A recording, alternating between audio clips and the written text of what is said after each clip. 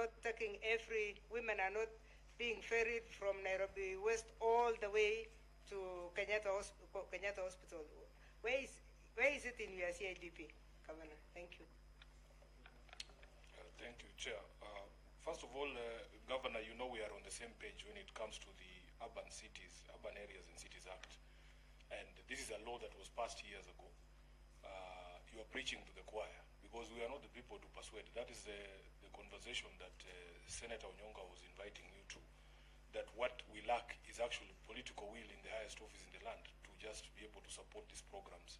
And he was saying he has seen you with him a few times. He's your friend. Those are the conversations you should be having with the president. For us, we are sold on the idea. We are the biggest supporters for this particular argument you're making.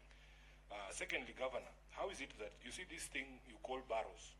I remember quite clearly it was a campaign promise of yours. We are 18 months to the election of 2027. How can it be that now is when you're setting up these Barrows? And you've said correctly yourself that Nairobi is a services county, and I agree with you.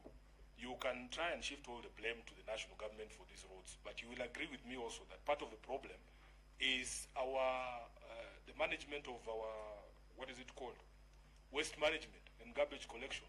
We had the public participation on our annual development plan in August. And all these places, when you go to all of these constituencies, people are complaining about the inability of the county government to collect garbage. You know the famous road in Kawangware there, is it called Salim Road? Yeah. So you have to agree that even the failure to provide those services contributes. Garbage in our drainage is actually one of the contributing factors for the blockage there and then the subsequent flooding. So, and then year on year, Chair, you will agree that the revenue due to Nairobi and that the shareable revenue has been growing, Governor. So the expectation would be from those of us in the Senate is that these new additional resources that we push to you every year, we should see some changes in just one thing, even if it's just that garbage collection alone. So we are doing our part in terms of pushing resources, the envelope for devolution. I think we added almost, was it 30 billion? We are fighting for you on the RMLF front, but also you have to come through as a county government to demonstrate that when these additional resources come, there has to be significant changes in the service delivery to the people of Nairobi.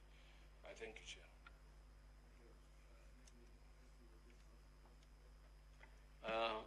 Mine one is actually